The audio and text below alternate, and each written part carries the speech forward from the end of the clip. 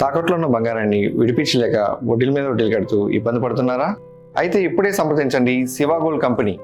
మీ నమ్మకానికి మా హామీ శివ గోల్డ్ కంపెనీ. అల్లూరు జిల్లాలో అంతర్జాతీయ గంజాయి ముఠా రెచ్చిపోయింది. తనిఖీలు నిర్వహిస్తున్న పోలీసులపై గంజాయి బ్యాచ్ దాడికి తెగబడ్డారు. చింతపల్లి మండలం ఏ అన్నవరం స్టేషన్ పరిధిలోని లోతుగడ్డ సమీపంలో ముందస్తు సమాచారంతో పోలీసులు తనిఖీలు నిర్వహించారు. గంజాయితో వస్తున్న కారును తనిఖీ చేస్తుండగా అందులో ఉన్న గంజాయి బ్యాచ్ హెడ్ కానిస్టేబుల్ కాలర్ పట్టుకున్నారు. అంతటితో ఆగకుండా పోలీసులపై రాళ్లతో దాడికి పాల్పడ్డారు. అక్కడి నుంచి పారిపోయేందుకు యత్నించగా పోలీసులు కాల్పులు జరిపారు. గత్యంతరం లేక గంజాయి బ్యాచ్ పోలీసులకు లొంగిపోయింది. 4 నిందితులను పోలీసులు అదుపులోకి తీసుకుని స్టేషన్కు తరలించారు. నిందితులు ఆంధ్ర, ఒడిశా, ఛత్తీస్గఢ్, రాజస్థాన్ రాష్ట్రాలకు చెందిన వారుగా గుర్తించారు. వారి నుంచి 209 కిలోల గంజాయిని స్వాధీనం చేసుకున్నారు.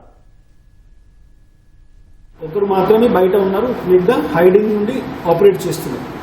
సో ఎలాగా వాళ్ళు అలర్ట్ అయిపోయారు. ఈ సమయంలో ఎలాగా పోలీస్ వచ్చిన సో వాళ్ళు స్పీడ్ ఇంక్రీజ్ చేస్తున్నారు. స్పీడ్ ఇంక్రీజ్ చేసే క్రమంలో పోలీస్ వాళ్ళు ఆపుతున్నారు, వాళ్ళు పడిపోతున్నారు పోలీస్ వాళ్ళు. దీని తర్వాత ఒకరు పోలీస్ పైన స్టోన్ పెల్టింగ్ కూడా చేస్తున్నారు. 209 kilograms ఆఫ్ గాంజా కూడా దొరికింది. కమ్స్ అరౌండ్ 1 crore రూపీస్ వాల్యూకి ఈ గాంజా వాళ్ళు తీసుకువెళ్తున్నారు. 4 మనకి ఐడెంటిఫై చేయడం జరిగింది.